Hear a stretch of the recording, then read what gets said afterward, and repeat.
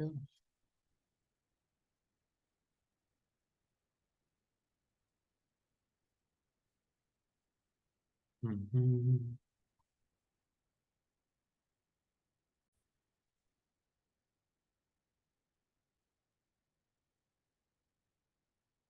Muy bien, Mariana. Qué gusto. Bien. Noches, padre. Hola, hola, ¿qué tal? Disculpe, recién le respondo el saludo porque me dio exceso de tos, No, no, no. me estoy No se, resfriadita.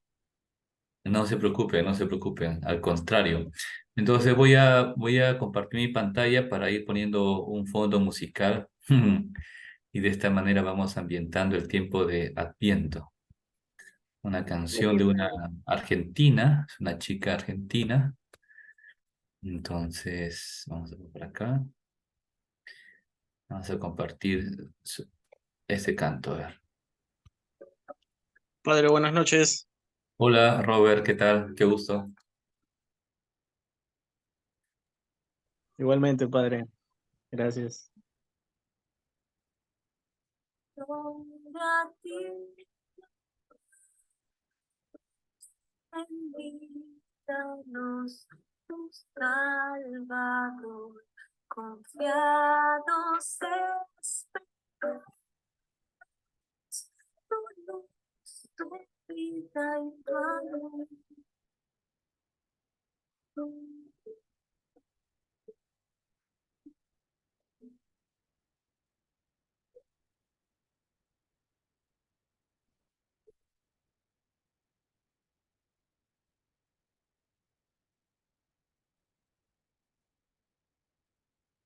Era tu promesa y tu deseo de salvar. Y esas lágrimas heridas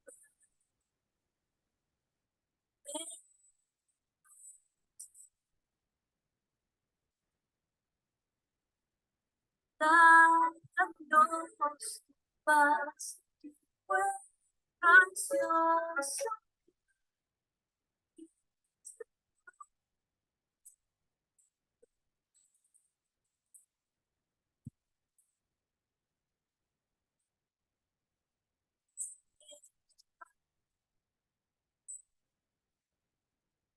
También esperaré por su última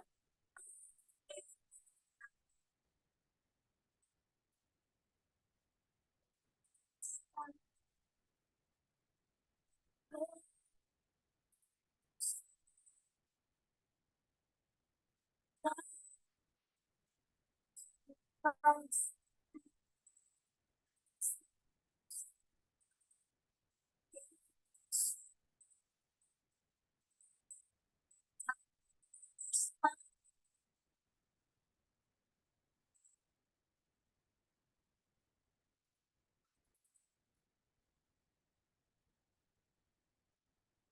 Gloria a ti,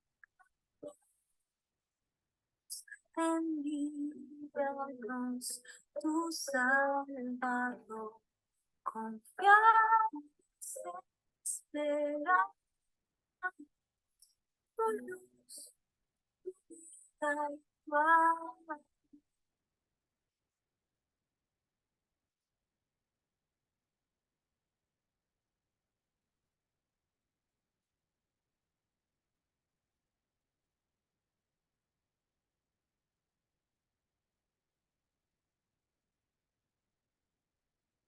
A ver, vamos a ver si... ¿Sabías que los niños que no repasan durante el verano pierden hasta 2 meses de conocimientos adquiridos en colegio? A poner otra cancioncita por ahí. Un repaso. Aquí viene como una pregunta. ¿Esta canción es una canción litúrgica? ¿Se puede usar en la misa? Gloria a ti, ¿Sí o no? A ver, vamos a volver a escuchar. Salvador, Confiados esperamos tu luz, tu vida y tu amor.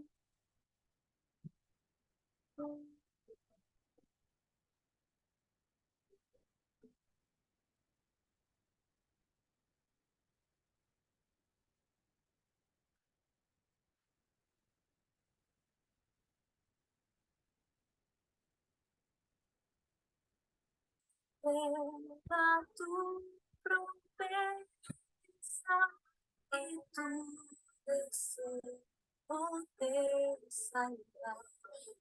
Esa está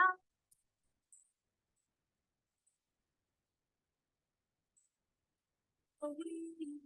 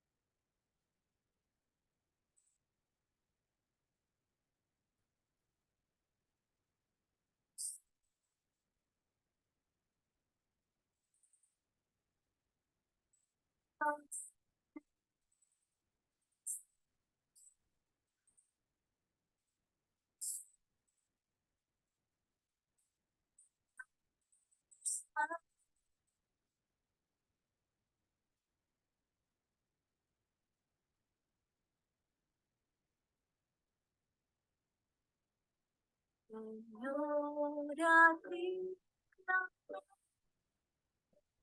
envíanos tu Salvador, confiados esperamos tu luz, salvar.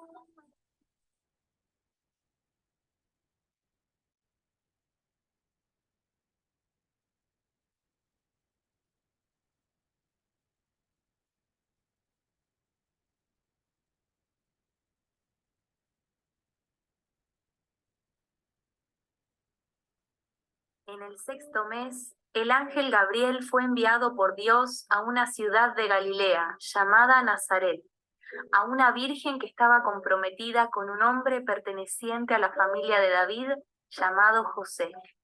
El nombre de la virgen era María. El ángel entró en su casa y la saludó diciendo: Alégrate, llena de gracia, el Señor está contigo. Al oír estas palabras, ella quedó desconcertada y se preguntaba qué podía significar ese saludo. Pero el ángel le dijo: No temas, María, porque Dios te ha favorecido.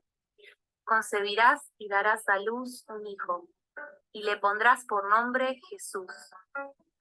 Él será grande y será llamado Hijo del Altísimo. El Señor Dios le dará el trono de David su padre, reinará sobre la casa de Jacob para siempre, y su reino no tendrá fin.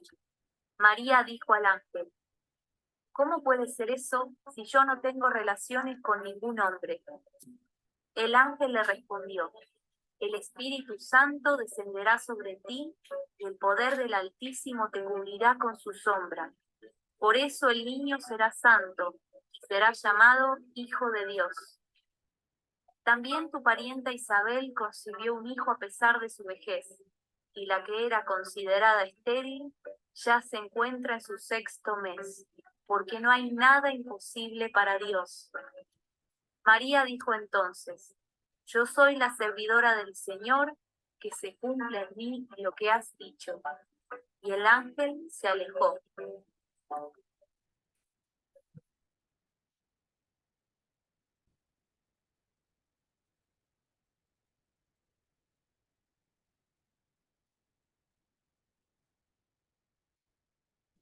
A ver, escuchamos este último Última canción, ya para saludar a todos y iniciar la clase.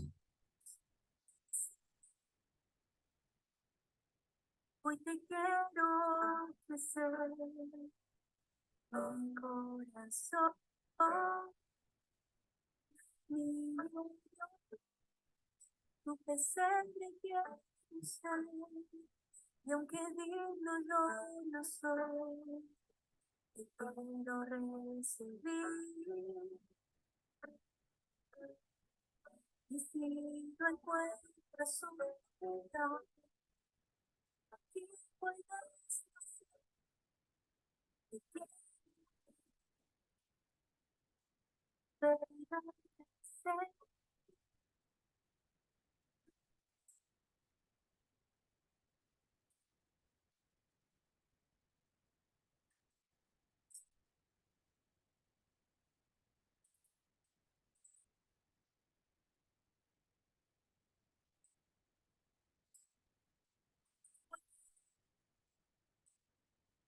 Todo cambió.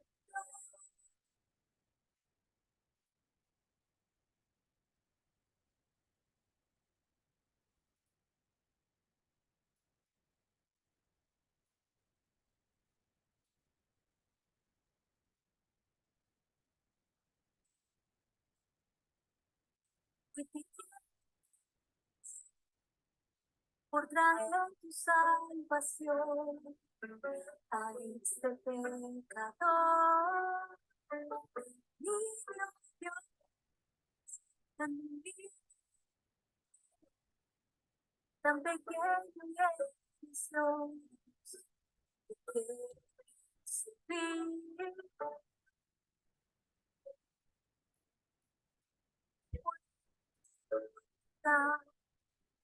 Aquí puedes hacer lugar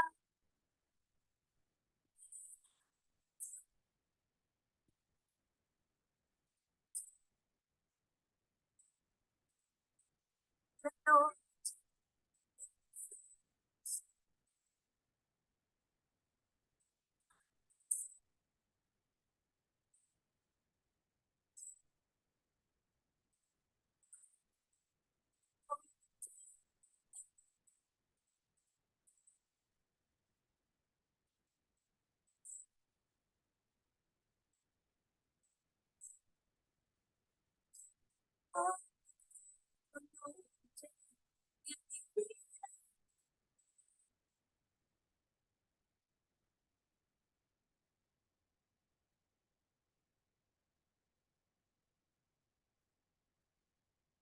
Muy bien.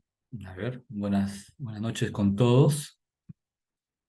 Muy bien, entonces espero que estén bien.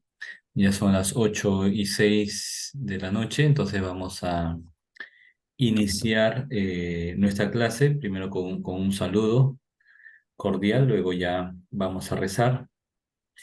Entonces, para que puedan ingresar los demás. Bien, ya la clase está siendo grabada, entonces ahora mismo vamos a iniciar. Muy bien, en nombre del Padre, del Hijo, del Espíritu Santo. Amén. Pedimos por ustedes, por sus familias, por sus intenciones, mañana por aquellos jóvenes que van a recibir el orden sacerdotal y el diaconado, ¿no? Por todas sus familias, especialmente por nosotros para crecer más en el conocimiento y en el amor de Dios. Padre nuestro que estás en el cielo, santificado sea tu nombre, venga a nosotros tu reino. Hágase tu voluntad en la tierra como en el cielo. Danos Danos hoy hoy nuestro pan de cada día, perdona nuestras ofensas, como también nosotros perdonamos a los que nos ofenden. No nos dejes caer en la tentación y líbranos del líbranos del mal. mal. Amén. Amén. Dios te salve María, llena eres de gracia, el Señor es contigo, bendita eres entre todas las mujeres y bendito es el fruto de tu vientre Jesús. Santa María, Santa Madre María, de Madre de Dios, ruega por ruega por nosotros los nosotros pecadores, ahora ahora y y en en la hora de nuestra nuestra muerte. muerte. Amén. Amén. En el nombre del Padre, del Hijo, del Espíritu Santo. Amén. Amén. Muy bien, buenas noches con todos. Amén. Entonces, un gusto tenerlos presente. de manera virtual, pero con el alma y el corazón muy cercanos, ¿verdad? Bien, y irán ingresando más, y decir alumnos, pero no, más amigos irán ingresando ya a nuestra clase, ¿no? Igual la clase está siendo grabada y justamente iba a comentar eso, ¿no? Que ya mañana, ya a partir de mañana vamos a compartir por el grupal de WhatsApp.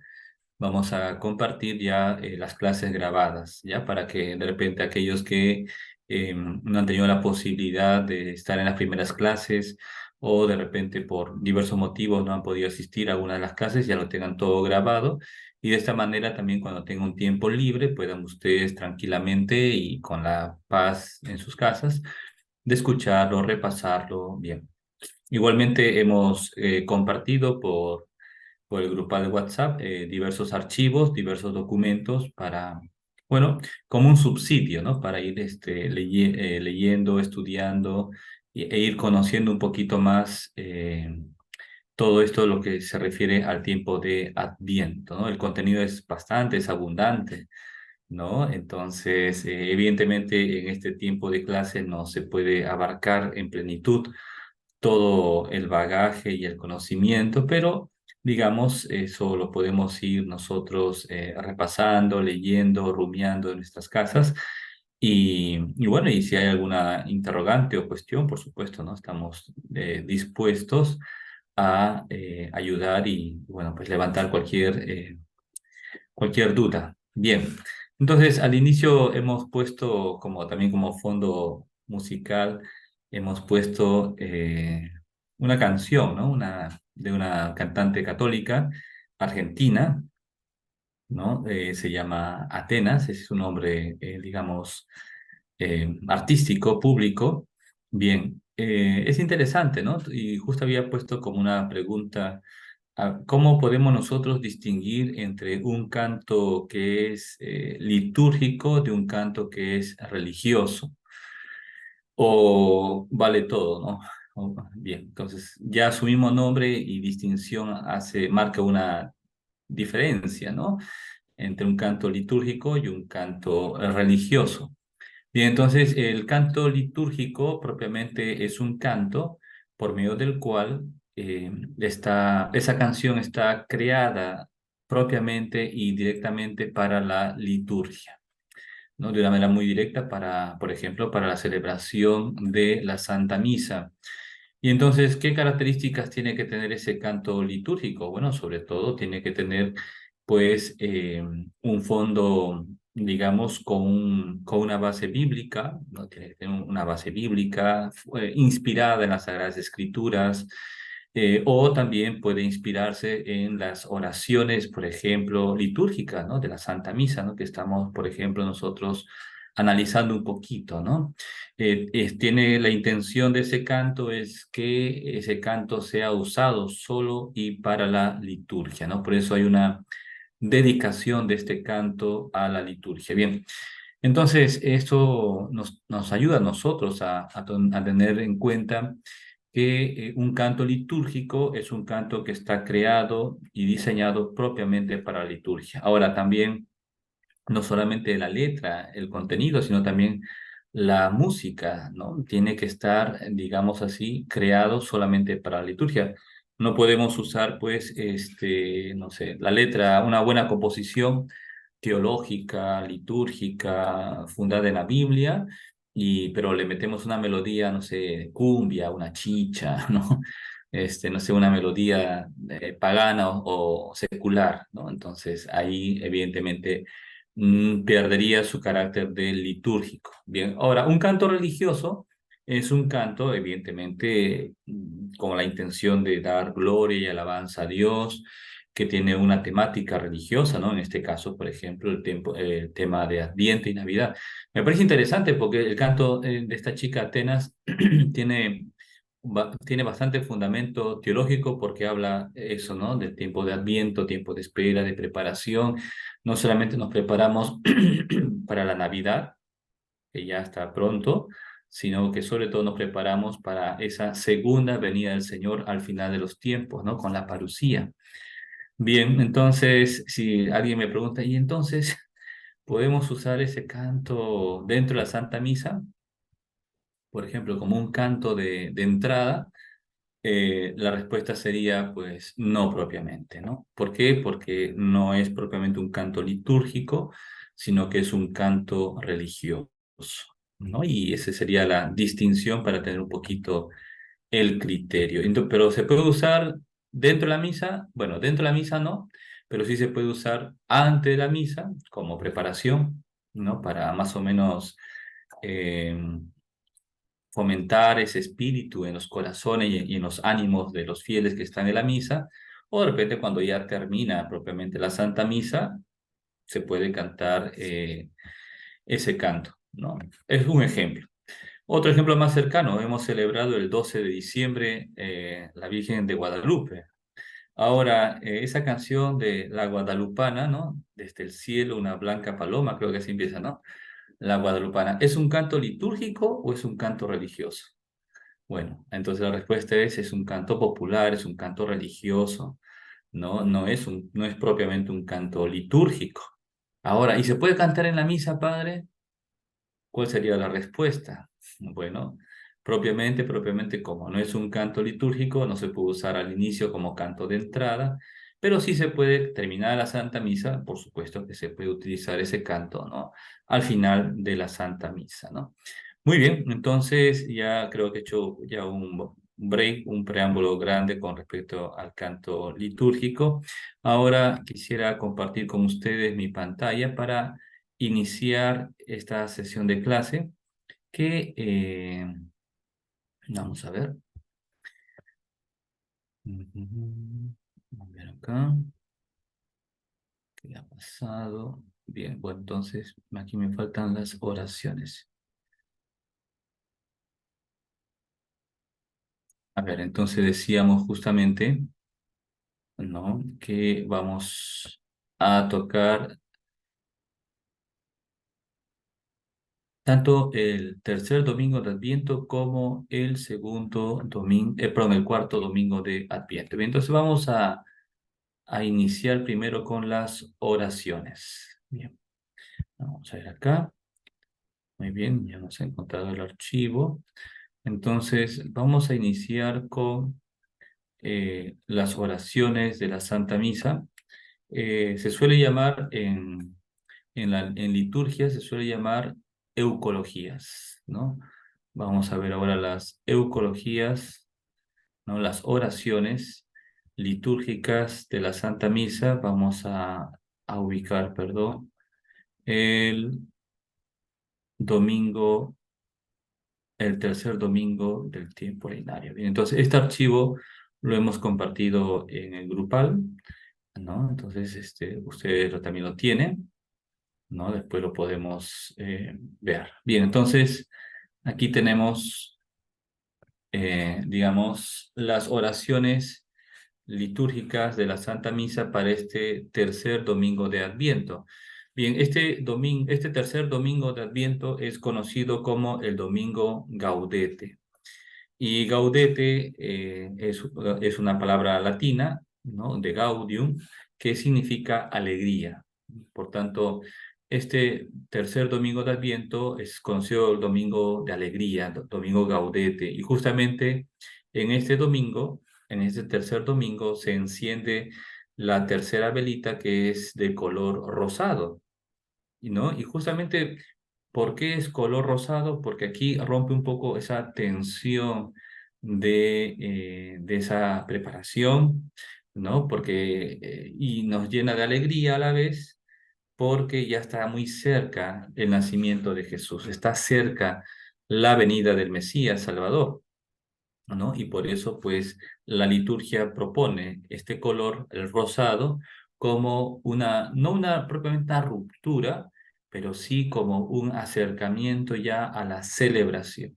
No es propiamente morado, ¿no? Que tienes, decíamos, un sentido de preparación, un sentido penitencial, sino que es rosado, ¿no? Que manifiesta una cierta alegría porque está cerca ya la venida del Señor.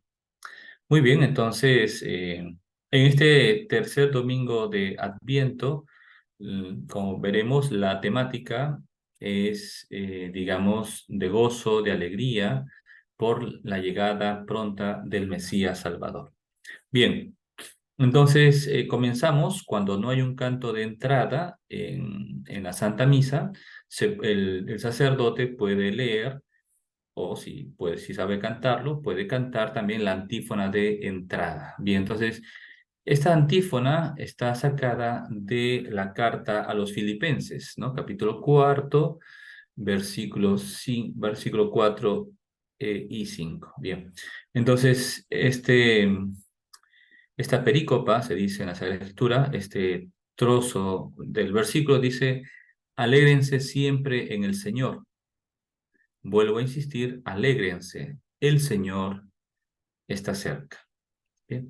Entonces aquí ya nos introduce justamente en la temática celebrativa de este tercer domingo, la alegría. Tenemos que alegrarnos primero siempre en el Señor. San Pablo ya nos dice que el fundamento de la alegría, el fundamento de todo cristiano, es ese encuentro con el Señor, es estar con el Señor, es tener a Cristo en nuestra vida y en nuestro corazón, ¿no? A veces la gente confunde, ¿no?, la alegría cristiana con la alegría mundana, ¿no? La alegría mundana es eso: comamos y bebamos que mañana moriremos, ¿no? Hay que comer, beber, bailar, sacar disfrute, gozos, placeres, que no está mal, o sea, no es que sea pecado o sea algo negativo, que hay que no hay que hacer, no, al contrario, está bien comer, beber, bailar, buscar de manera ordenada el placer, por supuesto que sí, es algo santo inclusive, pero sin olvidarnos del Señor, ¿no? Por tanto, el fundamento de la alegría cristiana está en Cristo Jesús.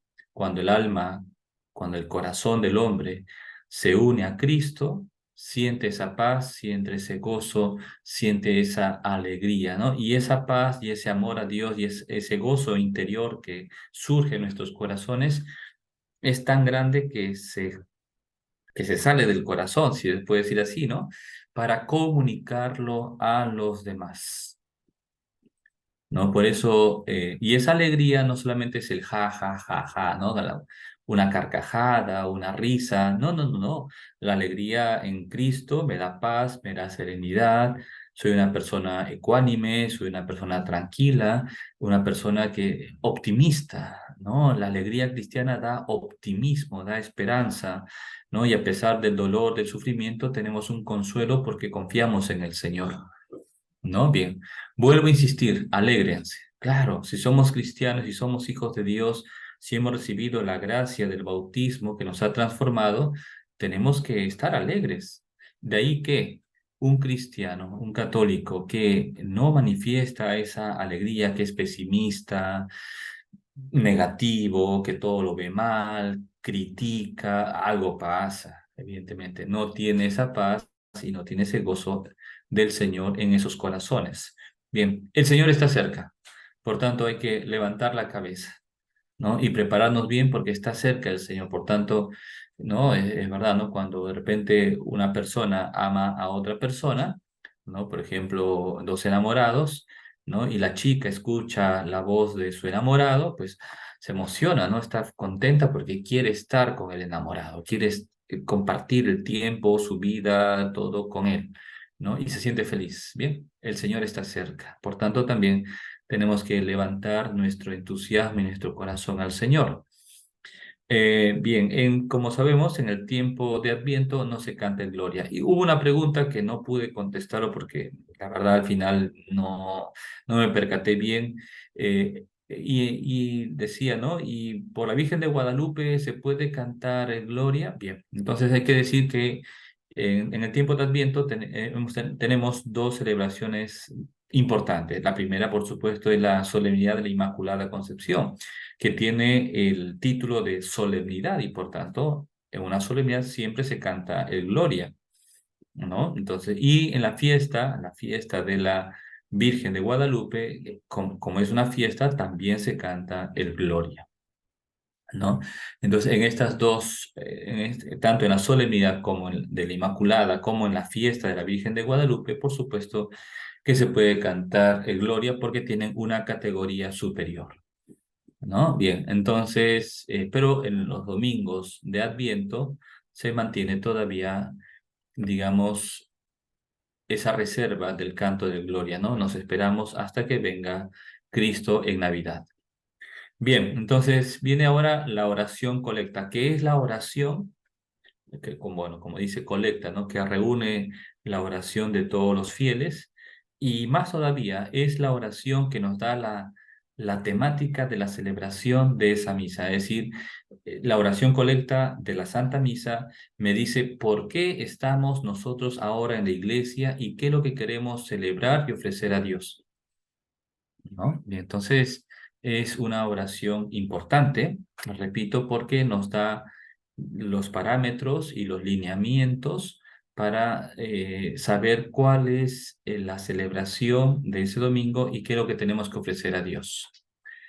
Bien, entonces no olvidemos, estamos tiempo de tercer domingo, domingo gaudete, domingo de alegría. Ya San Pablo en su carta a los filipenses nos ha anunciado que tenemos que estar alegres en el Señor.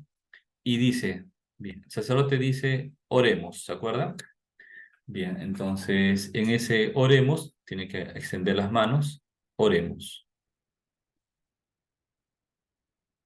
Un tiempo de silencio porque es el pueblo de Dios, sus hijos ahí presentes, quienes tenemos nosotros que elevar nuestra oración al Señor.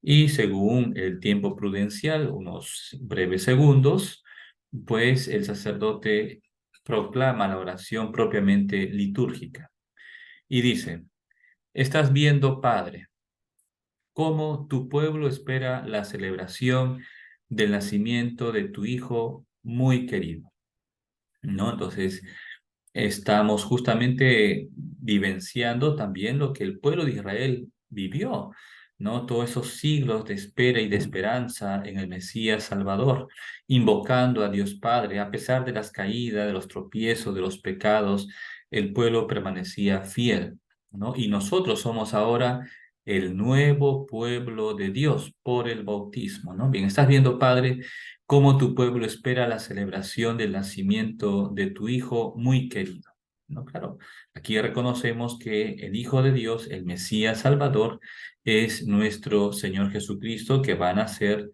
en Belén. Bien, entonces, si se acuerdan, las oraciones litúrgicas tienen dos partes, ¿no? Una parte anamnética, que es de recuerdo, ¿no? De recordar a Dios algún hecho histórico de salvación del pasado, ¿no?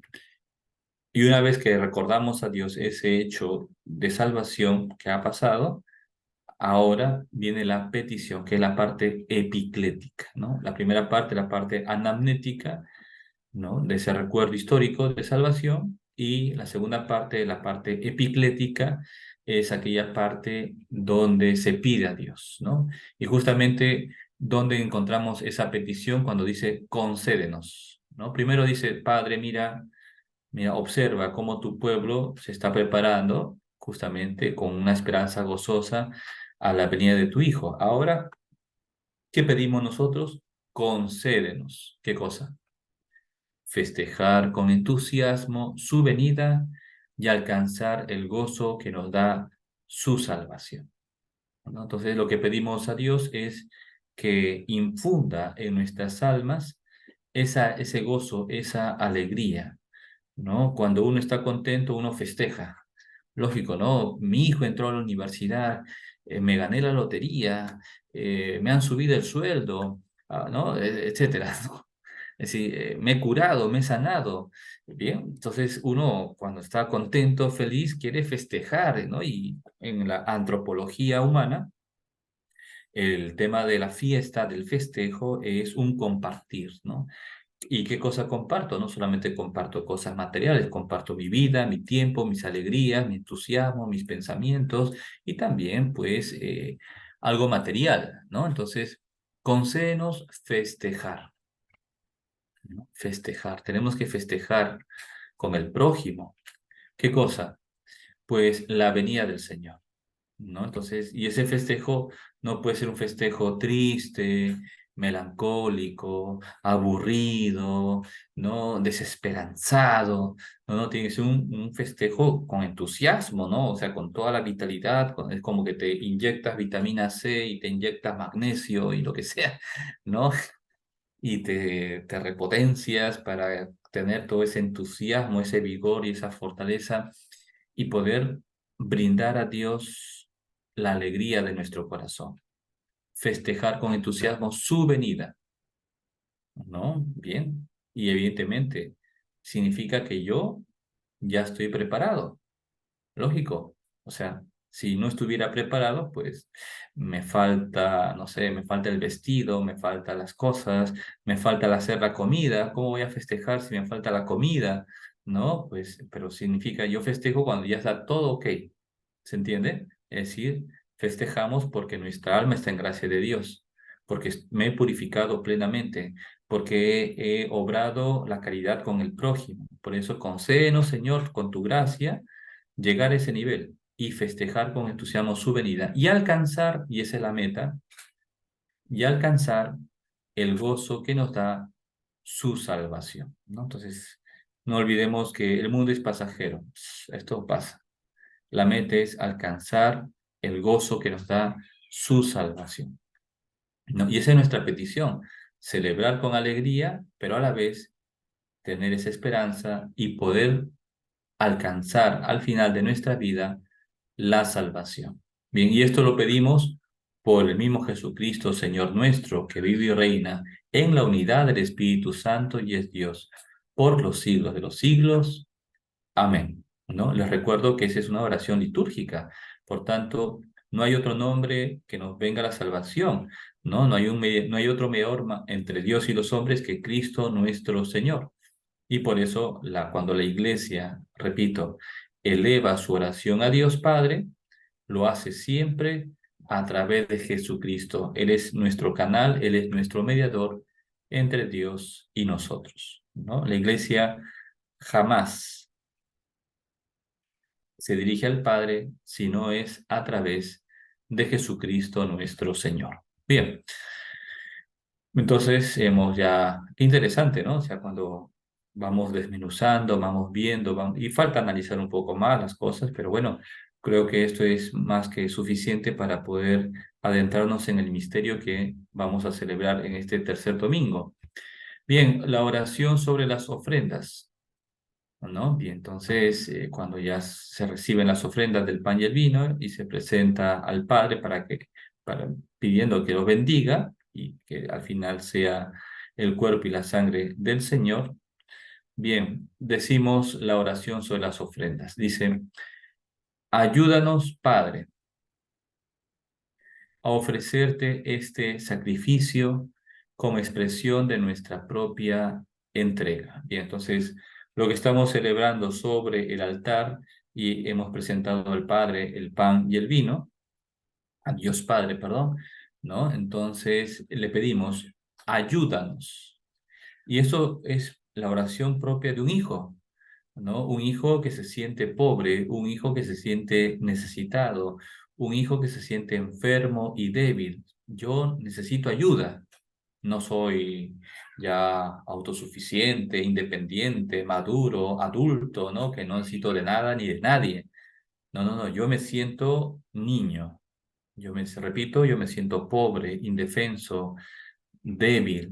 Ayúdanos, Padre. Yo solo no puedo dirigirme hacia ti. Yo solo no tengo la fuerza ni la gracia necesaria para poder ni siquiera levantar los ojos ante tu presencia.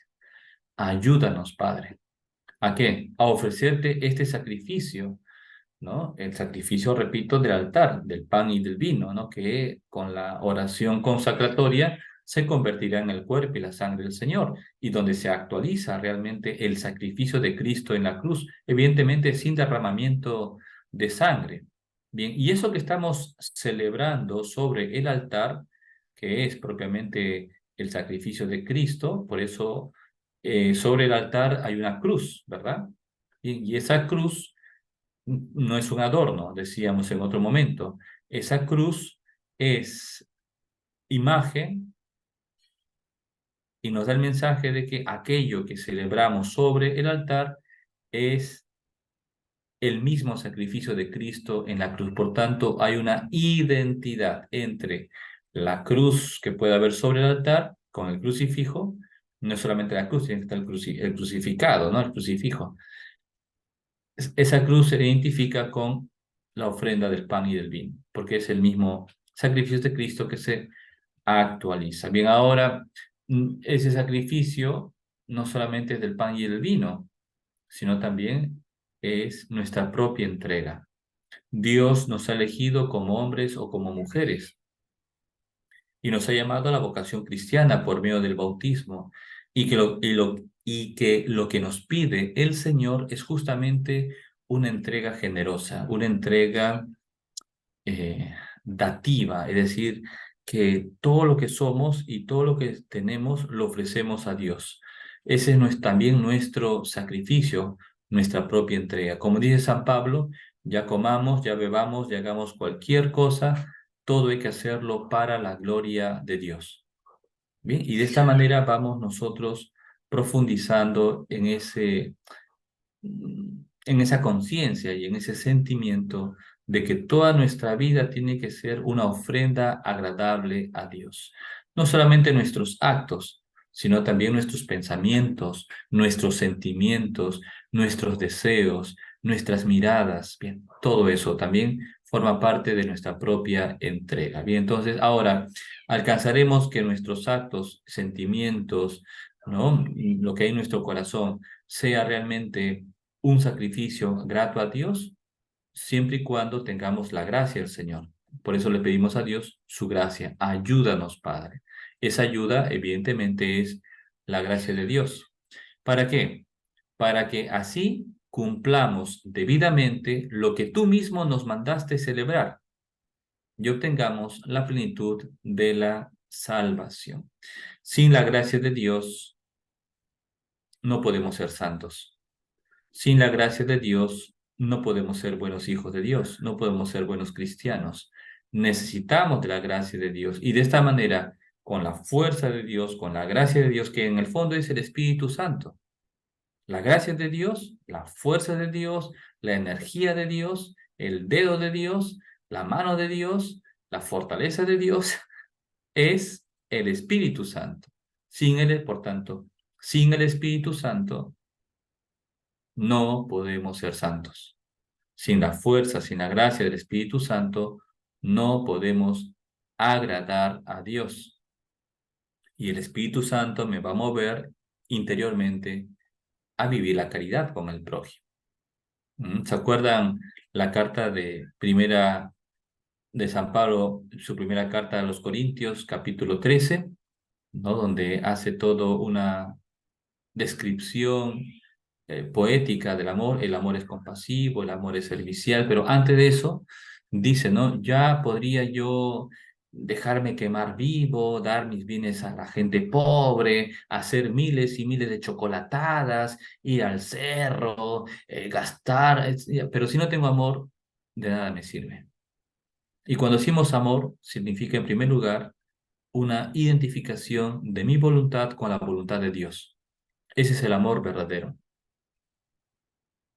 Cuando mi corazón cuando mi voluntad, perdón, se identifica con la voluntad del Señor. De esta manera estoy haciendo las obras de Dios. Y ese es el sentido católico, ¿no? Por tanto, solo con la gracia de Dios puedo cumplir las obras de Dios. Solo con la gracia de Dios puedo cumplir debidamente lo que Dios quiere que yo haga, lo que Dios quiere que yo celebre, ¿no? Y gracias a esa obediencia, a la voluntad de Dios, podré obtener en plenitud la salvación.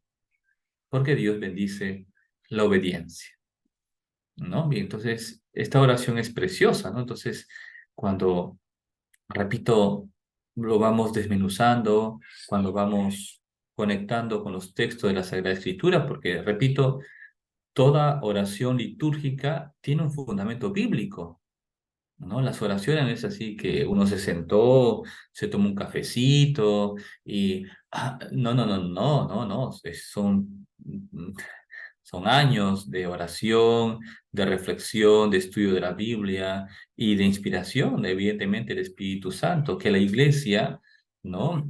Ha realizado a lo largo de estos siglos y que ahora son oraciones que nosotros proclamamos, pero es de la Iglesia, no es nuestra. Por eso también está prohibido, y aquí sí uso el término de prohibición, que un sacerdote rechace esta oración litúrgica de la iglesia y se ponga pues no sé, ay, es que, ay, me siento inspirado por el Espíritu Santo y entonces, ay, mi corazón, y empiezo yo a componer espontáneamente una oración. Eso está mal. Y eso evidentemente es un agravio contra la liturgia de la iglesia, porque la liturgia es de la iglesia, no es del cura, no es de los fieles, no es de la comunidad parroquial, no, es de la iglesia y la iglesia es universal, es católica. Ni el Papa tiene poder o autoridad para cambiar la liturgia de la iglesia, no, porque es de la iglesia, no es del Papa, no es del obispo, no es de esta congregación religiosa, no es de esta parroquia, no, no es que aquí en esta parroquia celebramos así, no, está mal, o sea, es que no entienden que no, no es mi liturgia, es de Dios, nosotros tenemos que ser obedientes y humildes. Y como hemos escuchado, tanto la obediencia como la humildad son el camino, digamos, no son los únicos, pero son los caminos más cortos para alcanzar la plenitud de la salvación. Muy bien, entonces viene la antífona de comunión, ¿no? Antes de, cuando ya está el cuerpo de Cristo, hemos rezado el Padre Nuestro, hemos hecho el Cordero de Dios y el sacerdote, este es el Cordero de Dios que quita el pecado del mundo. Señor, no soy digno de que entres en mi casa. Bien, antes de comulgar, se dice esta antífona de comunión, ¿no? Si de repente, y pasa, ¿no? En nuestra parroquia el sacerdote no pronuncia la antífona de comunión, sí sería conveniente decirle, ¿no? Padre, usted puede, ¿no? Leer, ¿no? Porque es un bien para los fieles, ¿no? Los fieles, ¿no? Los cristianos necesitamos escuchar la palabra de Dios. Y justamente, por ejemplo, esta antífona de comunión es un versículo de la profecía de Isaías, capítulo 35, versículo 4. Y dice, digan a los que están desalentados, a los tristes, a los caídos, a aquellos que dicen yo no puedo, no tengo perdón de Dios, ya Dios, yo ya no tengo solución, ya estoy condenado para siempre. Bien, digan a los que están desalentados, sean fuertes, no teman, Él mismo viene a salvarlos. Cristo Jesús. Por tanto, Dios, sabemos muy bien que Dios no ha venido a condenarnos, sino a salvarnos. Y de esta manera, con este texto, ¿no? de la Escritura, queremos justamente levantar y prender ese fuego de amor en esos corazones que de repente están en una situación irregular. Por ejemplo, gente que está divorciada, gente que vive en adulterio, pero son católicos y son hermanos nuestros, son hijos de Dios. Y Dios también ha muerto por ellos. Por eso nosotros como católicos no podemos marginar a aquellos hermanos nuestros que de repente por X motivo están en una situación irregular. Y lo farisaico, y justamente ahora viene en el Evangelio, lo farisaico es señalar con el dedo, oye, eres iba a decir una puta, ya lo dije, ¿no? Eres una no sé qué, eres un adúltero, tú no sé qué, estás divorciado, y como hipócritas nos rasgamos las vestiduras. No está bien, porque eso no es católico. Jesús no obraba así. Lo que es propiamente católico es acercarnos al hermano, acogerlo, comprenderlo y bueno, pues evidentemente no puede comulgar, evidentemente no puede ni debe comulgar porque su situación está irregular, pero ellos no deben de sentir en nosotros que los juzgamos. Ellos no deben sentir en nosotros que los marginamos, y los miramos, ¿no? Como las viejas chancludas, ¿no? Que con una cara así, ¿no? No sé, de despecho, miran de arriba abajo como midiendo cada centímetro, ¿no? Y esto es muy tendencioso entre los católicos, ¿no? Que nos encanta juzgar, sobre todo los que nos creemos beatos o santurrones, ¿no? Con rosario en mano en las iglesias. No, no, no, no, al contrario, si realmente somos buenos católicos y amantes de Dios, tenemos que ser más humildes, más sencillos, más acogedores, más sonrientes y acercar esas almas a Dios que, repito, también tienen más que reparo, y también tienen corazón, tienen alma, tienen sentimientos y quieren amar a Dios y saben en conciencia que están mal. Ya lo saben, no hace falta que le siga metiendo el dedo en la herida, ya lo saben, pero yo tengo que acercarme con amor. Y justo me viene a la mente, eh, es un libro y luego se hizo video, bueno, audio, luego video de Mi Cristo Roto. Si alguno lo ha visto, lo ha leído, bien, que lo lea, ¿no? Y lo puede buscar por YouTube, ¿no? Hay eso de que dura como 3 horas más o menos, ¿no? Pero es muy bonito, ¿no?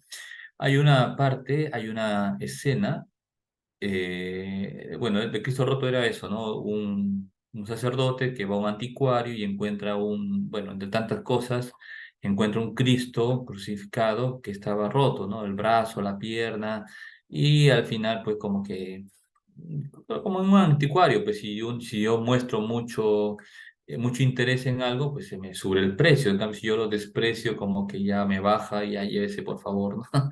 Bien, entonces, pero ahí la primera reflexión es cómo a veces no valoramos a Cristo y lo despreciamos.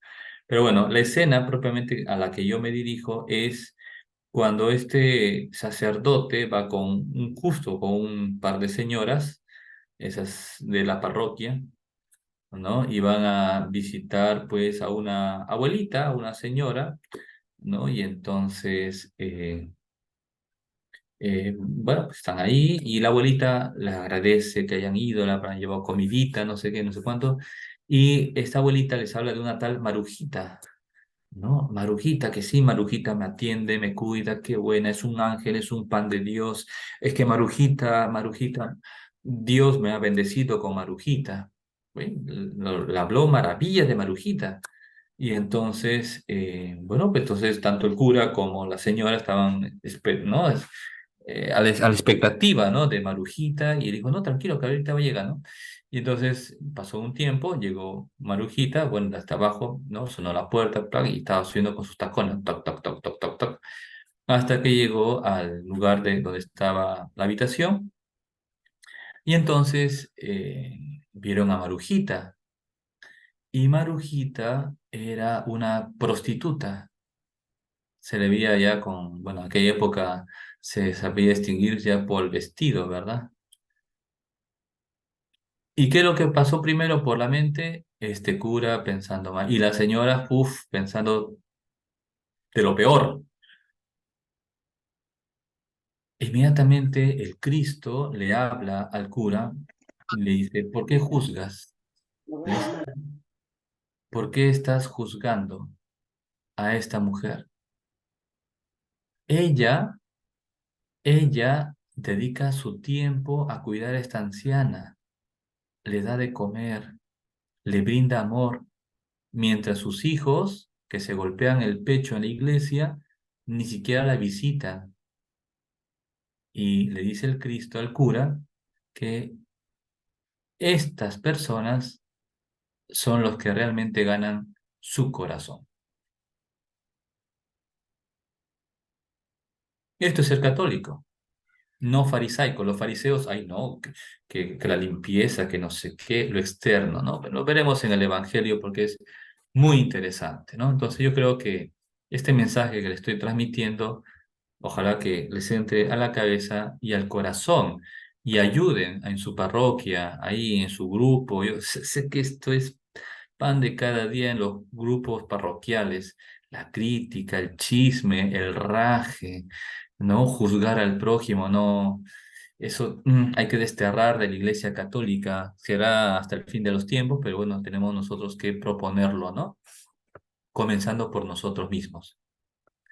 Bien, la oración después de comunión, ¿no? De una vez que hemos recibido el cuerpo de Cristo, que nos hemos unido al Señor, nos hemos cristificado, hemos dado gracias a Dios por la comunión, ¿no? Y le pedimos tantas cosas, ¿no? Somos unos sagrarios vivientes. Y el sacerdote dice, oremos. Estamos de pie y empieza la oración, ¿no? Con las manos extendidas, que es el signo del orante. El sacerdote dice, Señor y Dios nuestro. Claro, reconocemos que Dios es nuestro Señor, que todo lo que somos y todo lo que tenemos viene de Él. ¿Y qué le pedimos a Dios? Imploramos tu clemencia, ¿no? Esa clemencia que se manifiesta en la misericordia, que se manifiesta en el perdón, que se manifiesta justamente en la paciencia. Imploramos tu clemencia, para que la fuerza de este alimento divino, la Eucaristía, el cuerpo de Cristo que hemos recibido, liberándonos de todo pecado, porque la Eucaristía, si tenemos pecados veniales, nos purifica de esos pecados veniales, más no del mortal, nos prepare a las fiestas que ya se acercan, porque esa es la meta, ¿no? Una vez que hemos recibido a Cristo nuestro Señor, el alimento divino que nos libra de todo pecado, nos prepare ya a las fiestas que ya se acercan, ¿no? Que realmente estemos, nuestro corazón que esté bien dispuesto a acoger a Dios, ¿no? Bien, así como San José limpió la cueva para recibir a Cristo Jesús, ¿no? Y la Virgen María esté bien, bueno, más o menos bien, eh, iba a decir que el lugar esté bien y se sienta como un poco cómoda, ¿no? Para dar a luz, pues de la misma manera tenemos nosotros que limpiar nuestro corazón, esa cueva de nuestro corazón, para que Cristo pueda nacer a gusto en medio de nuestra vida, de nuestra familia, de nuestros actos. Bien, entonces, ya está, ¿no? Entonces, eso más o menos es la oración para este tercer domingo. Bien. Y entonces voy a compartir nuevamente las lecturas que nos va a tocar este domingo. Bien, vamos a ver.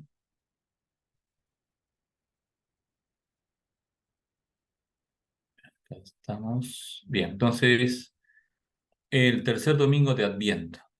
Voy a ver si se puede agradar un poquito más.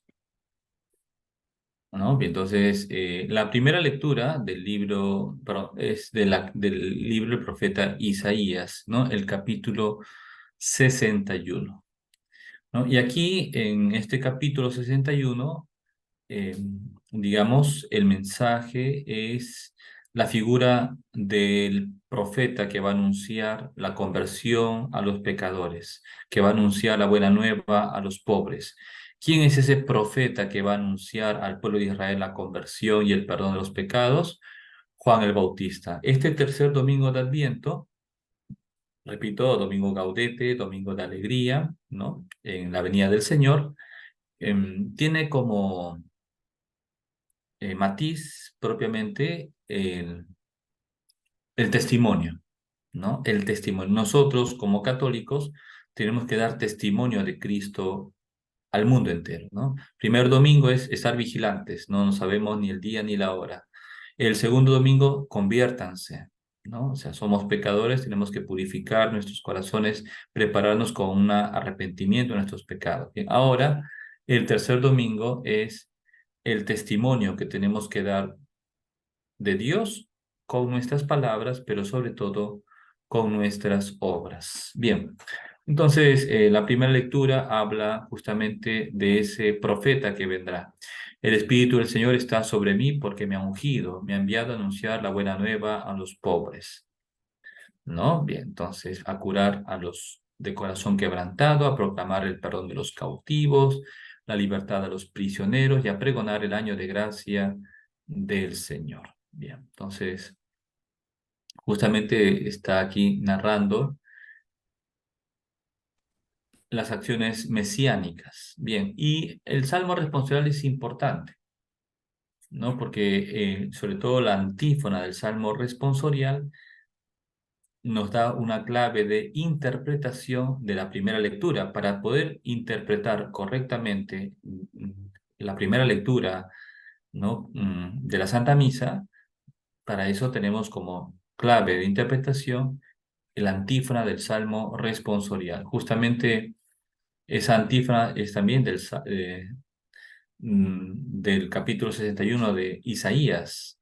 Bien, y dice, mi espíritu se alegra en Dios, mi Salvador, ¿no? O sea, ya se nos anuncia con Isaías que vendrá aquel profeta que va a anunciar la salvación, ¿no? Que va a liberar al pueblo de sus pecados, ¿no? Y entonces hay una alegría y un gozo, ¿no? Justamente Domingo Gaudete, mi espíritu se alegra en Dios, mi Salvador, ¿no? Por tanto, frente a ese anuncio, frente a esa profecía, 600 años antes de Cristo, de la venida del Mesías y del precursor, pues yo tengo que estar contento. Mi espíritu se alegra en Dios, mi Salvador, ¿no? Y aquí el texto que se utiliza para el Salmo responsorial es tomado del Evangelio de San Lucas, capítulo 1, versículos 46 en adelante, que es el Magnífica. Mi alma glorifica al Señor, mi espíritu se llena de júbilo en Dios, mi Salvador. Bien, por tanto, tengo yo como cristiano, como creyente, como fiel que espera la venida del Mesías, tengo que llenarme de alegría y de gozo. Mi espíritu se alegra en Dios, mi Salvador. Solo Dios me da alegría, me da gozo, me da paz. Bien. Y así sigue, pues, con todo el texto del Magnífica. La segunda lectura, ¿no? La segunda lectura es una lectura complementaria, ¿no? Y entonces aquí sí viene bien como subraya ese carácter de gozo y de alegría entre los creyentes. Y dice, hermanos, vivan siempre alegres, oren sin cesar y den gracias a Dios en toda ocasión, pues esto es lo que Dios quiere de ustedes en Cristo Jesús, ¿no? Bien, entonces la alegría, ¿no? Aquí otra vez se subraya el tema de la alegría, del gozo, pero como hemos dicho cuando aplicamos sobre las oraciones, esta alegría no se refiere a una alegría de un animal sano, jaja, jiji, comida, bebida, no, no, no, sino que es la alegría en el Señor. Y esa alegría surge del trato con Dios, surge de la oración, surge de la meditación de la palabra, surge del trato con Jesús en los sacramentos, en la confesión, en la Eucaristía. Bien, y eso por eso llena mi corazón. Por eso dice San Pablo, no impidan la acción del Espíritu Santo, ni desprecien el don de profecía. ¿No? Bien, entonces tenemos que entregarnos a Cristo en cuerpo y alma. Quien recibe la gracia de Dios, quien recibe al Espíritu Santo, quien recibe a Cristo en su corazón, pues se llena de paz, ¿no? Se llena de amor y es capaz de dar la vida por los demás, ¿no? Por eso vivan siempre alegres, a pesar de que tenga un cáncer terminal, a pesar de que tenga problemas económicos, si estoy unido a Cristo, tendré esa paz, ese gozo, esa alegría, esa serenidad. Bien, ahora viene la antífona, ¿no? La aclamación antes del Evangelio, la antífona del Aleluya. Y justamente esta antífona del Aleluya es tomado de Isaías también, del capítulo 61, ¿no? Por tanto, ya vemos cómo este mensaje escriturístico, ¿no? De la alegría, de la buena nueva, ¿no? Del gozo, pues va unido, ¿no? Y se ve tranquilamente en estas partes de la liturgia de la palabra. Bien, entonces se canta el aleluya, ¿no? Entonces el aleluya se repite 3 veces, ¿no? Aleluya, aleluya, aleluya, ¿no? Cuando se canta, ¿no? ¿Y qué significa aleluya? ¿Qué significa la palabra aleluya? Aleluya significa alabad a Yahvé. Es del hebreo aleluya. Y aleluya significa alabad a Yahvé. No, bien, no voy a entrar en la explicación de nombre de Yahvé y Jehová. El nombre de Dios es Yahvé, nombre revelado. Bien, y se repite 3 veces. ¿Y por qué 3 veces? No es como el santo, santo, santo, santo. ¿Y por qué 3 veces? justamente, bueno, por un lado uno puede decir por cada persona de la Santísima Trinidad, ¿no? Ok, Padre, Hijo, Espíritu Santo. Bien. Pero esa no es propiamente la respuesta. Se repite 3 veces porque para los hebreos no existe en la lengua hebrea, ¿no? En la gramática hebrea, si se puede decir gramática, no existe el grado superlativo, ¿no? Los hebreos no tienen un conocimiento abstracto, sino que todo es muy concreto, ¿no? Los filósofos, los griegos, tienen con la filosofía, pues tienen conceptos abstractos, ¿no? Por ejemplo, la santidad, ¿no? ¿Qué es la santidad? ¿Dónde está la santidad? Es un concepto abstracto. Amor, ¿dónde está el amor? Es un concepto abstracto. Libertad, ¿dónde está la libertad? Es un concepto abstracto, ¿no? Entonces, pero eso no entiende el judío. El judío entiende papa, camote, yuca, ¿no? Generosidad, dinero, cosecha, fecundidad, leche, cosa concreta. Por tanto, para expresar ese grado superlativo, ese concepto abstracto, los judíos repetían 3 veces algo que querían expresar o manifestar, ¿no? Por tanto, aleluya se repite 3 veces, ¿no? Alabad a Dios, es alabad a Yahvé, que significa la alabanza en absoluto, ¿no? La adoración, el tema de adoración. Bien, entonces, y dice, el Espíritu del Señor está sobre mí, me ha enviado para anunciar la buena nueva a los pobres. Aleluya. Bien, listo. Ahora, con esto, ya que hemos escuchado la profecía de Isaías en la primera lectura, ya que en la segunda lectura, ¿no? de la carta a los tesalonicenses, San Pablo nos anima a estar alegres en el Señor, y a que la gracia de Dios fecunde nuestra alma para hacer las obras del Señor, etcétera. Ahora escuchamos de pie el Santo Evangelio según San Juan, ¿no? Bien, entonces se proclama el Evangelio, se puede cantar la introducción al Evangelio. Bien, vamos a leer el texto. Dice, hubo un hombre enviado por Dios que se llama Juan. Este vino como testigo para dar testimonio de la luz, para que todos creyeran por medio de él. Él no era la luz, sino testigo de la luz, ¿no? Entonces aquí ya viene el personaje, Juan el Bautista. Entonces Juan da testimonio. Este vino como testigo para dar testimonio de la luz. ¿Quién es la luz? Cristo Jesús. San Juan, el cuarto evangelista, usa muchas imágenes para referirse a Jesús, ¿no? La luz, que la mejor imagen que se puede hablar de Dios, la luz, la palabra, el pan, el agua, Jesús el pan de vida, Jesús el agua viva, Jesús pues la resurrección y la vida, ¿no? Bien, entonces esas imágenes son características del Evangelio según San Juan. Entonces, Juan el Bautista, el primo hermano del Señor, fue enviado para dar testimonio de la luz y para que todos creyeran que Jesús era realmente el Mesías Salvador. Juan no era la luz, sino testigo de la luz. Y aquí viene el punto, dar testimonio de la luz, dar testimonio de Cristo. Y aquí hay que luchar contra la vanidad, contra la soberbia, ¿no? Justamente, y aquí viene el relato. Juan daba testimonio de Dios, ¿no? Invitaba a la conversión y bautizaba en el Jordán. Tanto era así que todo el mundo pensaba que Juan el Bautista era el Mesías Salvador, aquel que anunció Isaías en el capítulo 61, que iba a enviar al Mesías para convertir al pueblo de Israel y liberarlo de su esclavitud, sobre todo del pecado. Bien, entonces se acercan unos sacerdotes, unos levitas y le preguntan, ¿quién eres tú? Él reconoce, pues yo no soy el Mesías, ¿no? Entonces, ¿qué eres? ¿Eres Elías? No lo soy. ¿Eres un profeta? No. Entonces, dinos quién eres. Y Juan dice, yo soy la voz que grita en el desierto, enderecen el camino del Señor, como anunció el profeta Isaías. Entonces, algo interesante, Juan el Bautista nos enseña a ser humildes. Yo no soy el Mesías, yo soy solamente la voz que clama en el desierto.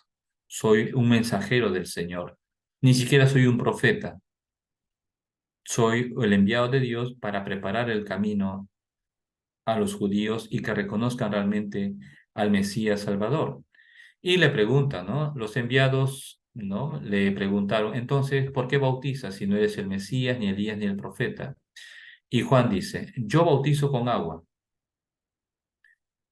pero en medio de ustedes hay uno al que ustedes no conocen, alguien que viene detrás de mí, a quien yo no soy digno de desatarle la correa de sus sandalias. Esto sucedió en Betania, a la otra orilla del Jordán, donde Juan bautizaba. Bien, entonces eh, hay muchas cosas por resaltar, pero ¿qué es lo que podemos resaltar de aquí? La humildad de Juan, ¿no? Juan no se arroga a sí mismo el título de Mesías. Seguramente, repito, si hubiera dicho, sí, yo soy el Mesías, sígame, todo el mundo, sin pestañear y sin dudar, hubieran seguido a Juan. Y lo hacen, lo hubieran hecho, perdón. Pero dice, no, yo bautizo con agua, sí, pero ese bautismo simplemente es un signo de conversión, mas no perdona los pecados. Viene uno detrás de mí a quien yo no soy digno de desatarle la correa de las sandalias, ¿no? Justamente decíamos que ese acto y ese gesto de desatar la correa de las sandalias, de limpiar los pies, era un acto propiamente de los esclavos. Y decíamos que un judío jamás iba a atreverse a hacer ese acto, porque era algo de un esclavo. Bien, Juan el Bautista no se siente digno ni siquiera de tocar los pies al Señor y ser como un esclavo en la presencia de Jesús, ¿no? Bien, por tanto, ¿cómo podemos dar testimonio del Evangelio y de Cristo al mundo entero? Con nuestra vida, con nuestras obras, con nuestra conducta, con nuestra humildad, con esta sencillez en el corazón. Yo no soy quien hago las cosas, es Cristo a través de mí. Y si yo recibo aplausos, que yo sepa y sea consciente de que no se debe a mí. Yo soy un siervo inútil. Lo único que he hecho era lo que tenía que hacer, mi obligación. Pero es Dios quien actúa a través de nosotros, a través del sacerdote, a través de la religiosa, a través del catequista, a través de nosotros. Es Dios quien actúa, no somos nosotros en sí. El poder viene de Dios, viene del cielo, no sale de nuestras manos. Y eso es importante tenerlo presente nosotros para poder, para poder dar testimonio de la verdad. Bien, por tanto, estar llenos de alegría porque Cristo viene, se acerca y nos ha elegido para ser sus instrumentos. Somos como Juan el Bautista, que tenemos que dar testimonio de la verdad y de la luz al mundo entero, no comenzando por casa, comenzando por nuestra familia. Muy bien. Y, a ver, sé que me alargo demasiado, entonces voy a compartir nuevamente mi pantalla. Ya, con eso terminamos ya el tercer domingo de Adviento y ahora vamos a ir al cuarto domingo de Adviento, ¿no? Ya que mañana no vamos a tener la clase, quisiera, por favor, con esto termino la clase meditando y reflexionando sobre el cuarto domingo de Adviento, ¿no? Entonces, se enciende la cuarta vela de Adviento, color moradito, ya estamos cerca a la Navidad, ¿no? Y entonces ahora viene la imagen de la Virgen María. ¿Quién es la figura propiamente del Adviento? La Virgen María. Más todavía, ya está a punto de dar a luz, ya viene a traernos al Mesías Salvador.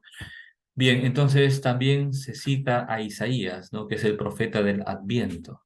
Y en la antífona de entrada dicen, destilen cielos desde lo alto y que las nubes derramen la justicia, que se abra la tierra y produzca la salvación, ¿no? Entonces, eso destilen cielos. ¿Quién va a venir del cielo? ¿Quién va a venir de lo alto? ¿Quién va a bajar a esta tierra? ¿No? Con esa figura de la lluvia, ¿no? De las nubes que derraman la justicia, la lluvia, bien, en el fondo es Cristo, el Mesías Salvador, Dios que se hace hombre, ¿no? Y que viene al mundo con su gracia, con el Espíritu Santo para fecundar este mundo, para transformarlo y purificarlo, ¿no? Dejar que deje el pecado y se transforme en el reino de Dios. Bien, por eso dice que se abra la tierra y produzca la salvación, ¿no? Como la lluvia cuando cae, ¿no?, en la tierra, en la chacra, y tiene que germinar la plantita, pues de la misma manera la gracia de Dios, cuando viene Cristo a este mundo, tiene que producir esos frutos de santidad y de apostolado, sobre todo de salvación. Bien, entonces, ¿cuál es la oración colecta? Dice, derrama, Señor, tu gracia en nuestros corazones, ¿no? Sigue un poco la temática que decíamos, es Dios con su gracia quien tiene que purificar nuestro corazón. Es Dios con su gracia quien tiene que guiarnos interiormente. Derrama, Señor, tu gracia en nuestros corazones. Y ya que hemos conocido por el anuncio del ángel la encarnación de tu Hijo Jesucristo, condúcenos por su pasión y su cruz a la gloria de la resurrección, ¿no? Entonces, vamos a ver. Entonces, primero que hemos dicho, derrama, Señor, tu gracia en nuestros corazones, ¿no?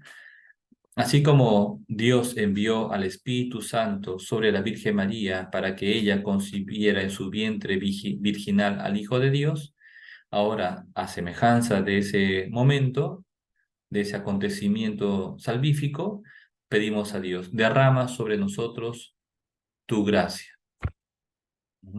¿Y quién es la gracia de Dios? El Espíritu Santo, ¿no? Derrama sobre nosotros a semejanza como lo hiciste con la Virgen María.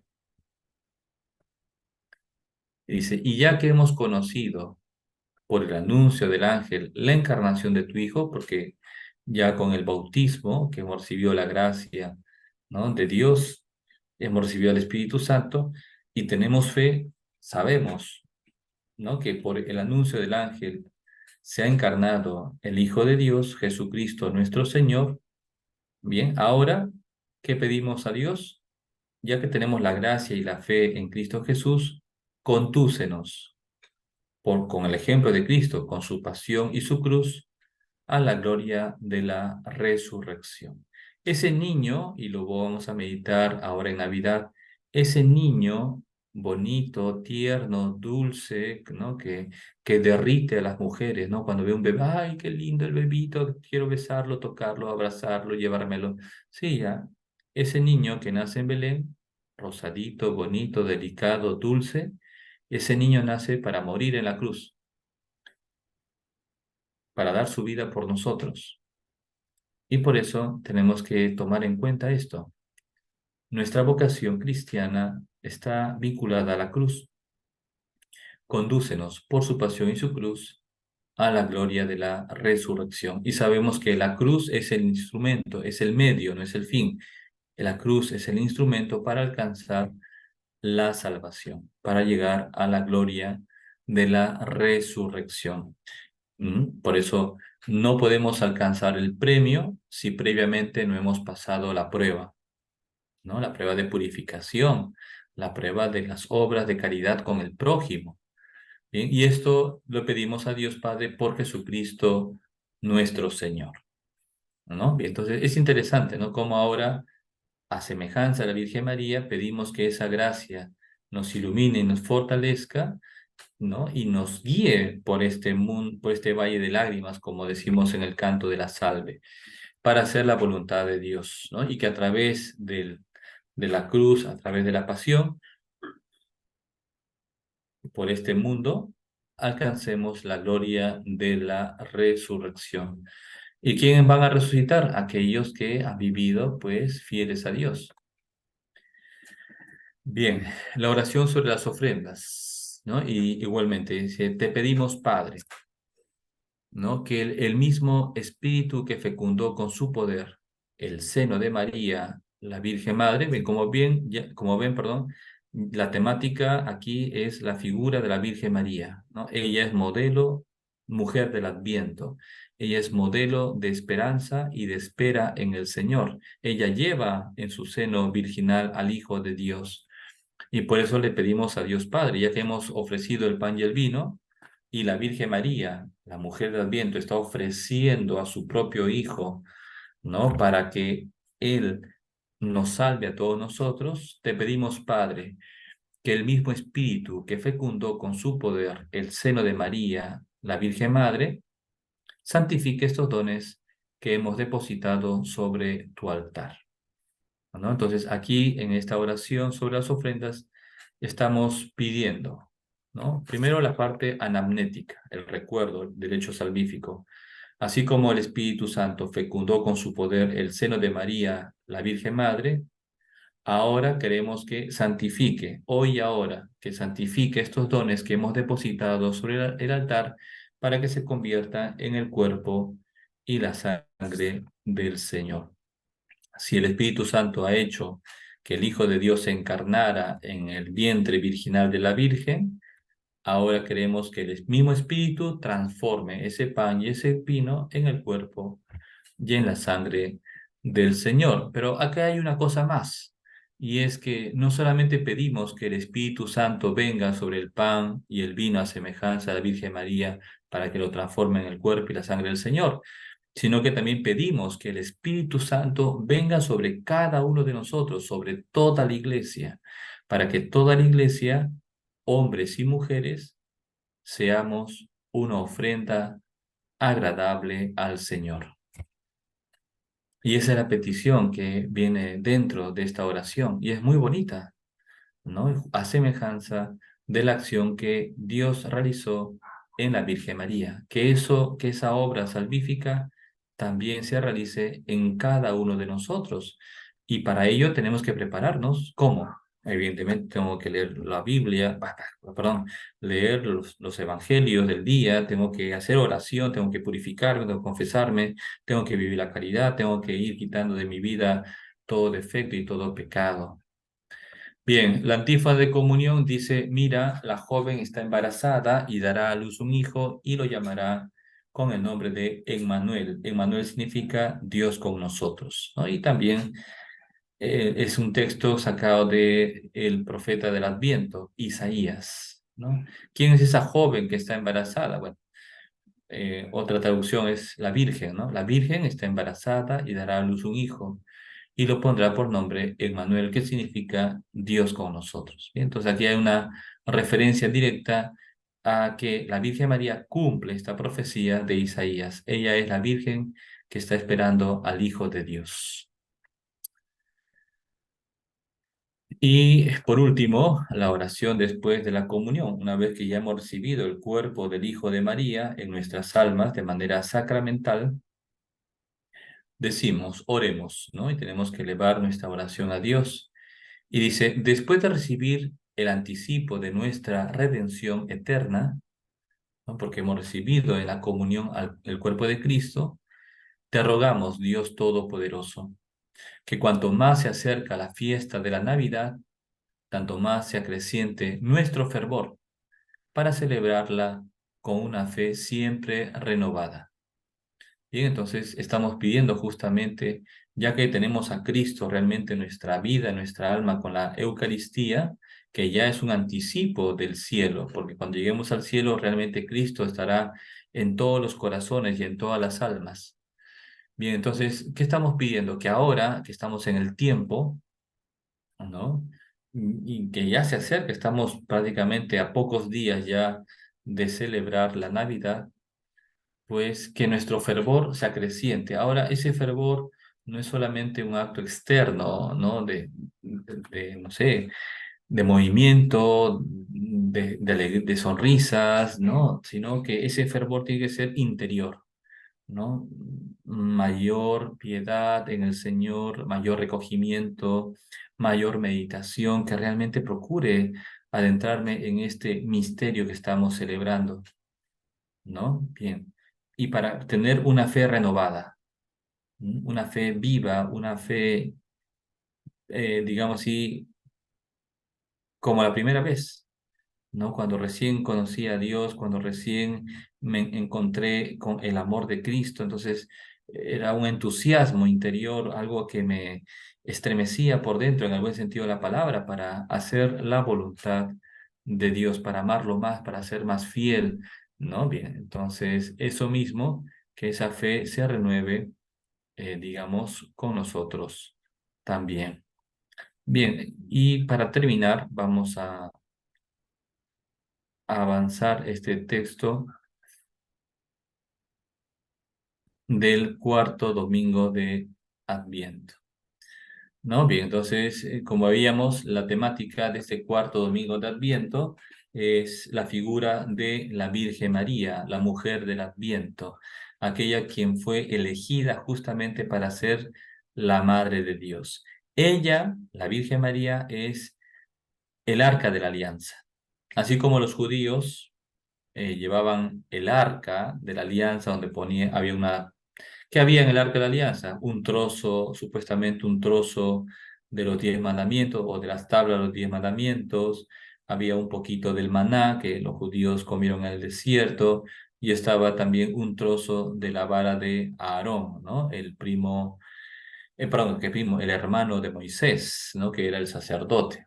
Bien, entonces, y por tanto, en el arca de la alianza se llevaba aquellos elementos y signos que manifestaban la presencia de Dios. Bien, ahora la Virgen María no solamente lleva algo que representa a Dios, la Virgen María es la nueva arca de la alianza porque ella lleva en su seno virginal al Hijo de Dios. ¿No? Bien, entonces aquí viene justamente una profecía, ¿no? Que ya más o menos hemos escuchado en las diversas oraciones, que la Virgen María es la nueva arca de la alianza, donde Dios va a vivir y reposar tranquilamente. ¿No? Bien, entonces, esa es la profecía. Bien. El Salmo responsorial, ¿qué dice? ¿No? Tomado del Salmo 88, dice, proclamaré sin cesar la misericordia del Señor. ¿No? Entonces, ¿cuál es la promesa de la carta a Samuel? Pues la promesa es que Dios va a estar presente, va a estar en medio del pueblo, en el arca, a través del arca de la alianza, va a estar en medio del pueblo y hará que el pueblo sea un reino permanente, ¿no? Y que el trono será estable para siempre. Bien, eso era más o menos la visión humana de los judíos, pero Dios evidentemente tiene otros planes, ¿no? Y entonces la presencia de Dios a través de la nueva arca de la alianza, a través de la Virgen María, proclama justamente la misericordia de Dios. Dios ha venido, repetimos el mensaje, Dios ha venido no a condenar el mundo, sino a salvarlo.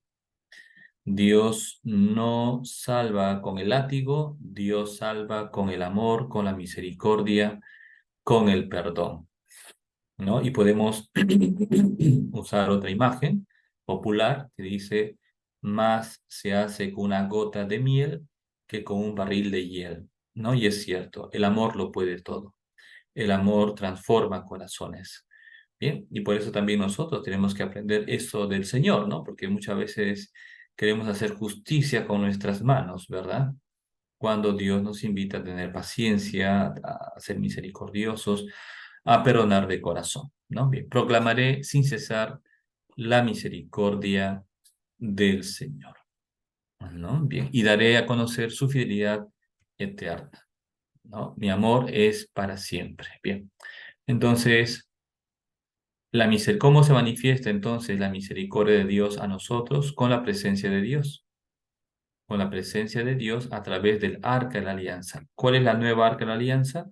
La Virgen María, porque a través de la Virgen María se ha abierto, digamos, la puerta para que se introduzca el Mesías Salvador, para que la luz entre a este mundo lleno de tinieblas.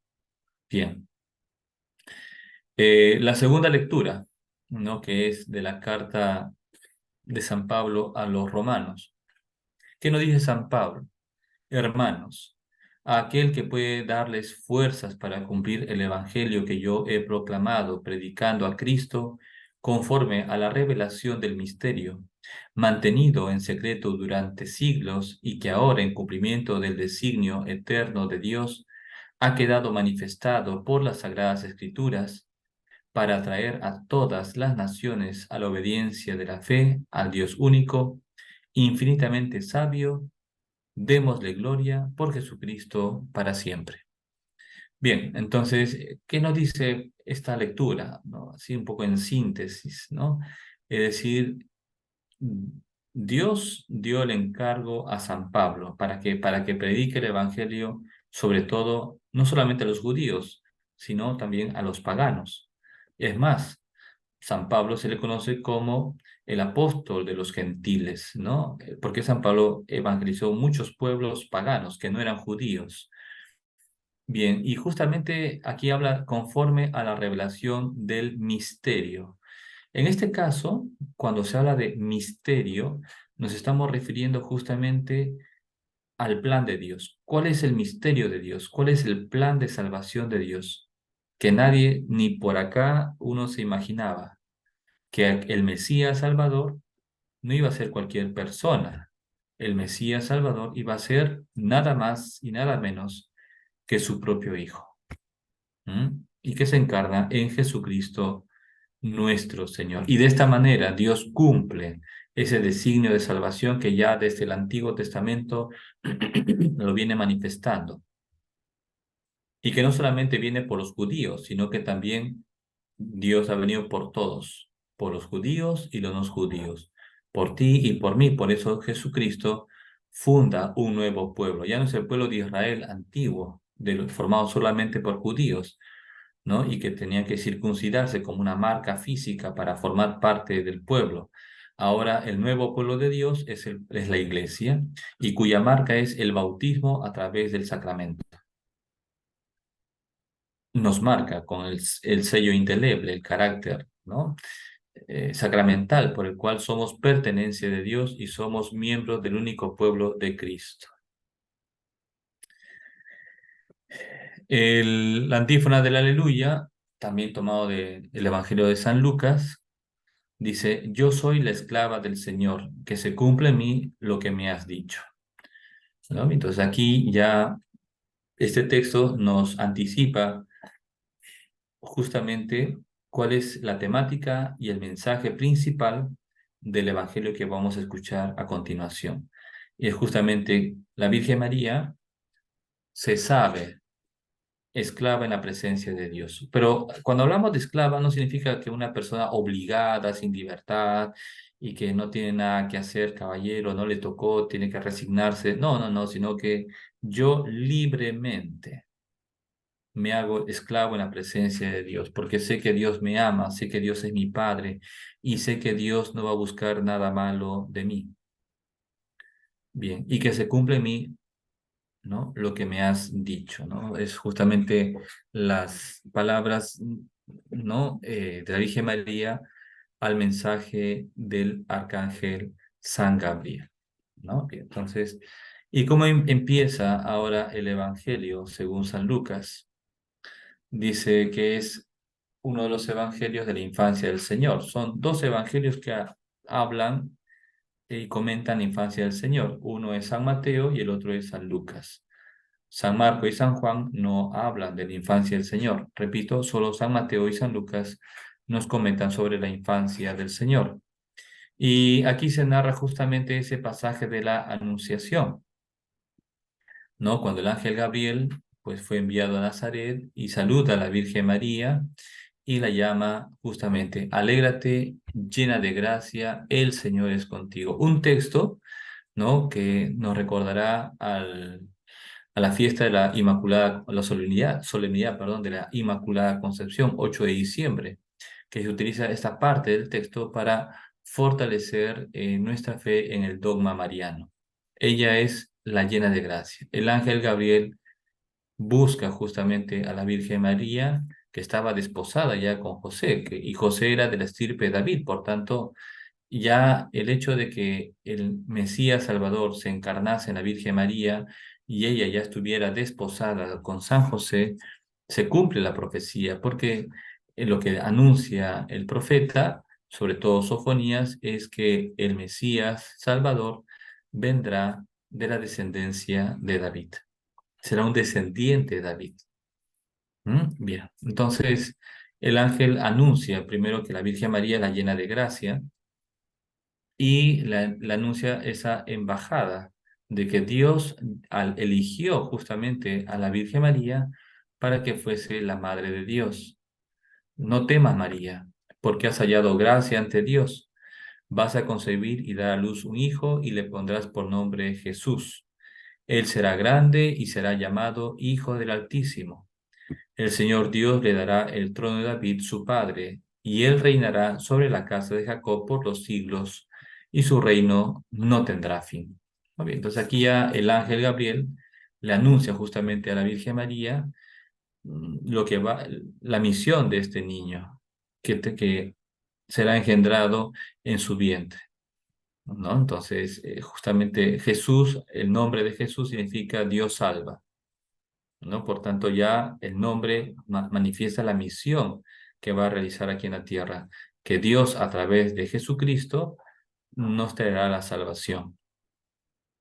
Y Él es grande, ¿por qué es grande? Porque Él es el Altísimo, el Hijo de Dios, ¿no? Y a la vez es el descendiente del rey David.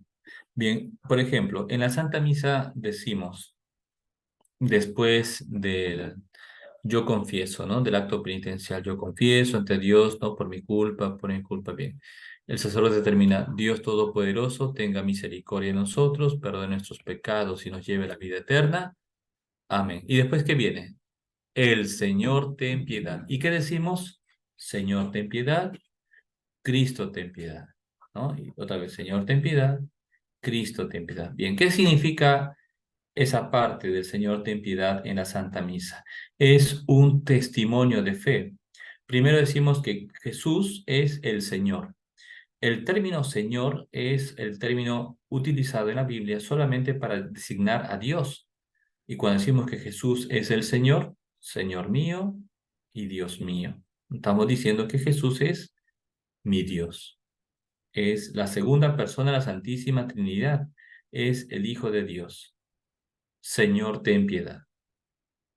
Y segundo, Cristo, ten piedad. ¿Qué decía el Antiguo Testamento? Que el Cristo, el Mesías, el ungido por Dios, será descendiente del rey David. Por tanto, el término Señor habla de la divinidad y Cristo, que significa Mesías, ungido, habla de la humanidad.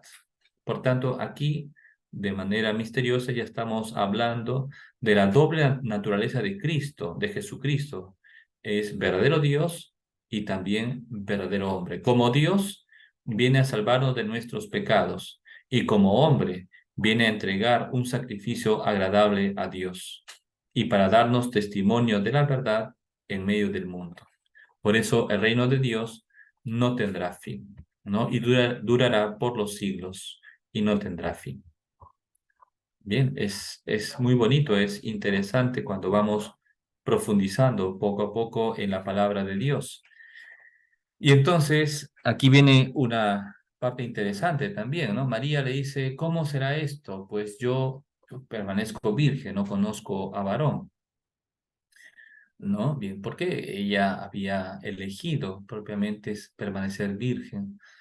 ¿Y por qué pregunta eso ella? Ella pregunta no porque duda, sino pregunta para saber realmente qué es lo que tiene que hacer para hacer la voluntad de Dios. Ella eligió, ¿no? Permanecer virgen, pero si Dios quiere que yo tenga relaciones, ¿no? Para estar embarazada, lo voy a hacer, porque yo quiero hacer la voluntad de Dios. Por eso pregunta, ¿cómo será eso? Pues no conozco a varón, yo sigo siendo virgen. Y el ángel le dice, el Espíritu, y aquí le explica cómo va a encarnarse el Hijo de Dios. El Espíritu Santo descenderá sobre ti y el poder del Altísimo te cubrirá con su sombra. Por eso el santo que va a nacer de ti será llamado Hijo de Dios, ¿no? Entonces, acá hay un dato muy importante que es propiamente litúrgico, ¿no? El Espíritu Santo descenderá sobre ti y el poder del Altísimo te cubrirá con su sombra. Por eso, el santo que va a nacer de ti se llamará Hijo de Dios. Bien, entonces, ¿cómo se encarna Cristo en la Virgen María? Gracias al descenso del Espíritu Santo, y al poder del Altísimo que lo cubre con su sombra. Por eso, por ejemplo, antes de la consagración, antes que se pronuncie la palabra la consagración, ¿no? Que son las mismas palabras de la última cena, hay una parte que es la parte epiclética en la liturgia, ¿no? Cuando después del santo, santo eres en verdad Señor Dios nuestro, ¿no? Y el sacerdote pone las manos, ¿no? sobre el pan y el vino. Es el signo de cubrir con la sombra de Dios, ¿no? Hemos pedido que venga el Espíritu Santo, ahora el sacerdote, ¿no? En la liturgia hace ese gesto, ¿no? Que es un gesto que significa esa sombra de Dios, ¿no? El Espíritu Santo viene sobre el pan y el vino, la sombra de Dios lo cubre para que con su fuerza transforme ese pan y ese vino. Ahora, cuando el sacerdote pone las manos sobre el pan y el vino, después hace un signo de la cruz, ¿no? Sobre el pan y el vino. ¿Y qué significa esto? Tiene un significado epiclético y significa justamente que el Espíritu Santo viene ahora sobre nosotros gracias al sacrificio de Cristo en la cruz.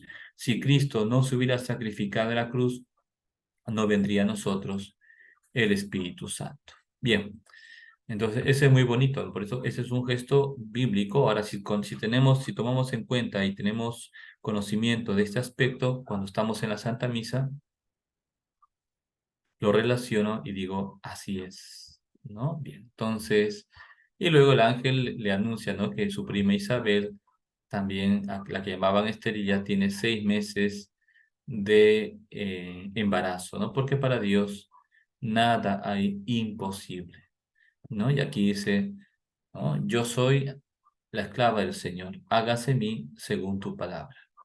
El fiat, ¿no? Hágase en mí según tu palabra. La Virgen María es una mujer de fe y confía en Dios porque hace oración. Por tanto, si nosotros queremos confiar en Dios y confiar en la palabra del Señor, tenemos que ser orantes, tenemos que hacer oración. Y solamente a través de la oración podemos alcanzar justamente la luz de la fe y ser como la Virgen María, humildes, sencillos y obedientes. La obediencia no es fácil, la obediencia cuesta, pero si hacemos oración, si buscamos a Dios, poco a poco sabremos obedecer como nuestra Madre, la Virgen María.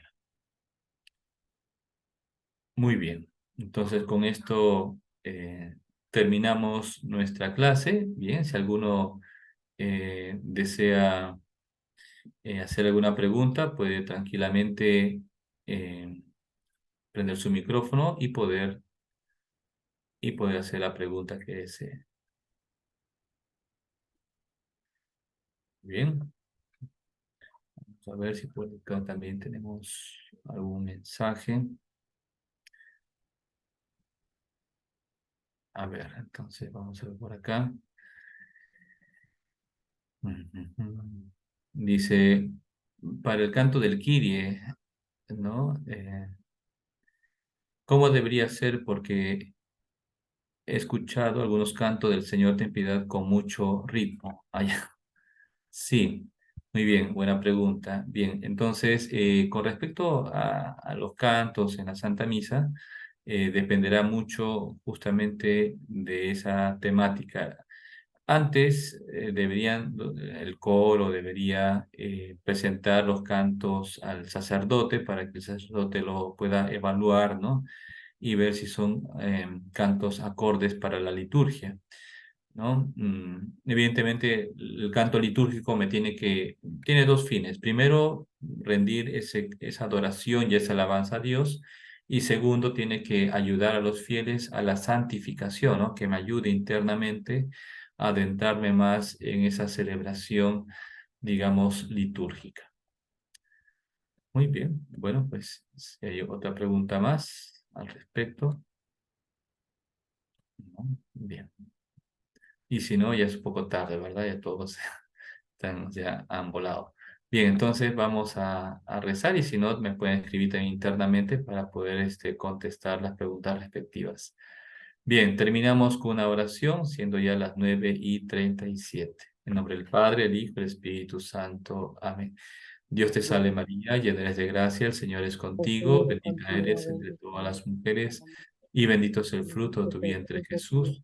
Santa María, Madre de Dios, ruega por nosotros pecadores, ahora y en la hora de nuestra nuestra muerte. muerte.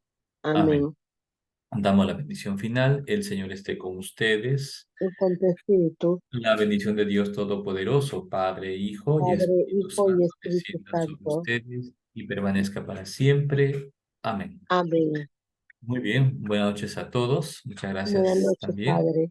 Gracias, Padre Bien. Martín. Muchas Señores, gracias. igualmente, saludos. Gracias, Bendiciones. Padre. Muy bien, señora Fiorella, muy bien, señora Mirta, perfecto. Saludos. A ver, aquí han puesto, a ver, ¿qué más? Dice acá otro, una consulta. ¿La misa de ordenación se gana indulgencias?